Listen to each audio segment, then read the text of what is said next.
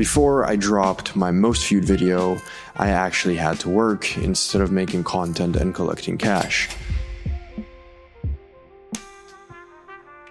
But all jokes aside, in that video we talked about Pinterest and creating mood boards and creating vision boards and things that will come to life in your personal brand or projects or your companies. It is a skill that can help you not only get paid as a creative director like myself, but could also propel you to the creation of multi-million-dollar brands through the streamlined process of creating new products. And in this video, I'll talk about how you can leverage existing brands and vision boards and mood boards to create that offspring that will eventually dominate social media and the market as a product. And we'll do so in 3 concise chapters. First, I will show you and share in the description a massive library of previously client-only vision boards for different niches. Secondly, I will showcase how to use similar material to create your own brand or work with clients as a starting creative or as a seasoned veteran. And lastly, I will show you the vision and mood boards that drive the content and the branding and every single choice we make creatively on this channel. And by the end of this video, you should easily be able to go from mood boards and vision boards into hard products and into inspiring your audiences.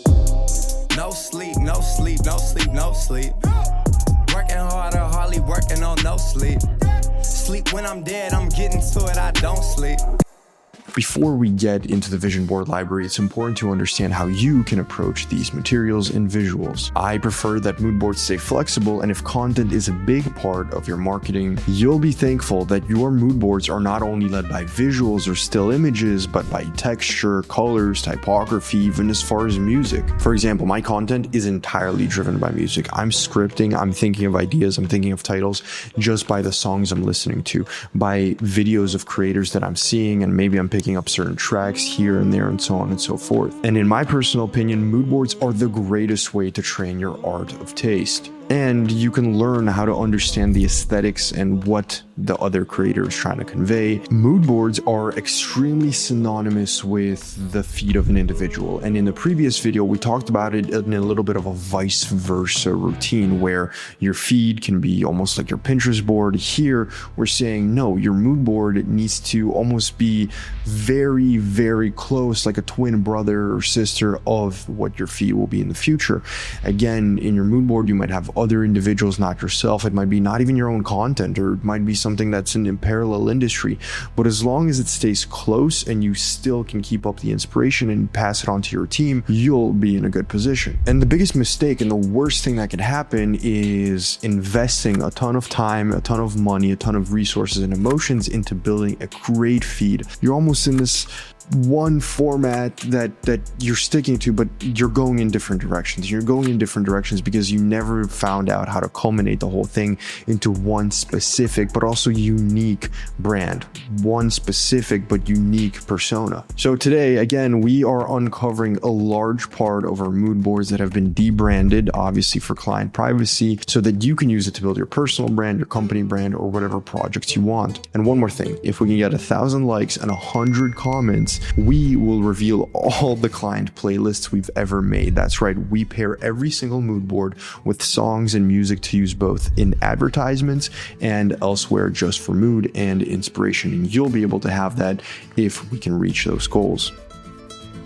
Why do certain creators have content that flows so smoothly from piece to piece, whether it's video or still photography or even text posts? Certainly because when they started working on planning out their brand, they didn't just focus on the dream outcomes. It is all paired together with your executive abilities, with the understanding of posting rates, scarcity and community building, and different formats that are available on different social media platforms. And let's talk about a creator we've mentioned on this channel before, and that's Daniel Dalen. How does Daniel explode in a matter of a year into YouTube stardom and stay so consistent and so routine in his quality on Instagram, on YouTube, and across different community building platforms? And all this while building several leading e-commerce brands. And that's because Daniel starts with a consistent baseline. He tells the viewer what to really expect from him the moment the viewer comes across the first piece of content. You understand what emotion he's trying to convey and what the story is about. If you go through his most recent, 12 thumbnails on YouTube and his first picture on Instagram, you'll be able to understand that, hey, Daniel makes this conscious decision that he's going to show that he's in love with being an entrepreneur, he's in love with building shit, and at the same time, he's doing it in a way where he enjoys his life. So he's showing a parallel of both and a balance between the one and the other. So in a sense, if Daniel was building a mood board looking backwards in hindsight, he wouldn't have pictures of Kobe or Jordan that are like hooping and right in the moment of action. No, he'd show them in their downtime. It wouldn't be the specific moment where they're in the game. That's not Daniel, so he wouldn't have that on his mood board. So when we get to Daniel's videos, which are popping off on YouTube, we could imagine that the mood boards are a little bit more abstract. It's about colors and themes and abstract images and visuals and maybe a little bit of nature and whatever it might be. His profile picture is a reflection of that. It's abstract. It gives off a mood. It gives off an energy. And so much so, his profile picture is so similar to the color grade he uses in his videos. So again, I feel like that's a very conscious decision that's made in the mood boarding, vision boarding, whatever the hell you want to call it stage. And going back to one thing that I mentioned is not just the visuals, but the sounds and the music. His intros, and I mean Daniel here, very often convey the mood that will go on throughout the rest of the video. Sometimes you might hear Drake in this almost humble confidence. You can understand, okay, maybe some business will be done. Sometimes it'll be a little bit more lighthearted and more of a light mood.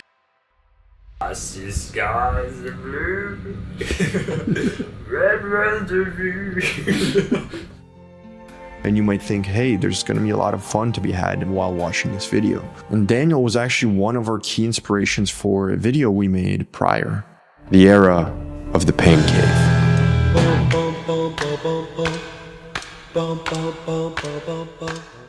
We felt as if the visuals and the music had paired so brilliantly. But again and again, no matter how great I thought I wrote a script or how great the UVU visuals were to work with, the music really did the heavy carrying, and all thanks to The Last Dance soundtrack. We had this freedom to test the visuals and show whatever on screen because we knew the music was so damn good. The way you get inspiration for that can also vary so much so that it can go from music inspiring visuals or visuals inspiring music choices. It can all go up and down in any way you want it to be. Before we round off this final chapter, let's talk about what makes making these videos possible. And it's two things. One side is our digital products, the other side is our creative studio and consulting business. On the digital side, we have released recently the Notion Aesthetic Creator OS, which you can check out in the description, and there will be a slight discount for all viewers. And on the other side, if you want my team to work with your personal brand or your company project, there's also a link to my website in the description, which you can read a little bit more about and contact us there. Now, my YouTube channel, what inspired the visuals, the text, the typography, the narrative and scripting choices I'm making. And truthfully, a lot of it was made and brought on by the people I'm working with in my company, the 37, and that's Victor, Roma, and so many others. The other side is people I'm watching and people I'm inspired by in their content, whether it's on Instagram or YouTube. But there's a scripting stage where I have to sit down, I have to put on my headphones, and I have to imagine what's the viewer going to feel, what's the viewer going to experience. And in that stage, I'm all alone. I'm not talking to anyone. I'm not getting any feedback.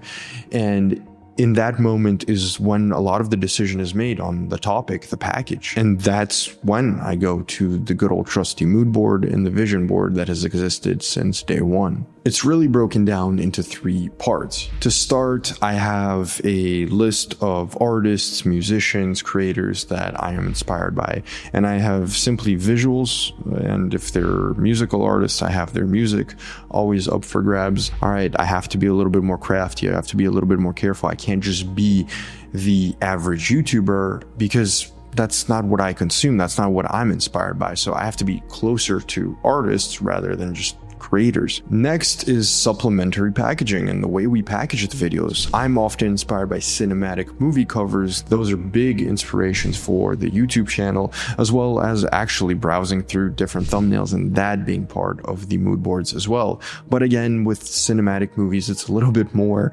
crafty. It's a little bit more artistic. And the last part is outcome planning, and that's also part of the mood board. I have a very detailed and specific vision and visual list and keyword list, and even down to the location and pictures of my own sometimes of places, people, things I want to be doing when it all works out. And that also helps me understand, all right, how grand, how great does the vision for this specific video need to be for us to be able to achieve this plan? And often, again, that propels us forward to think bigger, to do better, to edit for longer, and obviously make the best result come to life. Now, let's speak a little bit more off script. I don't have a script for this specific part. What does mood boarding do for you? What does studying the mood boards of others really do for you outside of the keywords of scaling your taste or understanding, learning the art of taste?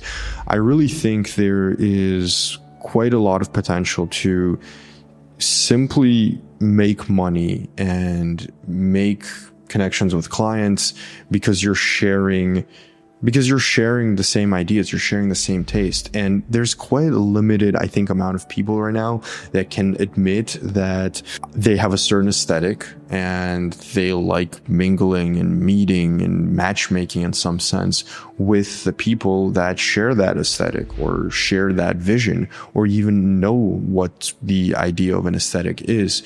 Sometimes just being a creator, sometimes just living a great, interesting life and sharing inspiring moods and images is good enough to get you paid. And there's quite a lot of creators we work with and quite a lot of individuals we know that all they do is just share their life in interesting or cinematic or aesthetic formats, and that gets them across the line to earn hundreds of thousands, if not millions of dollars.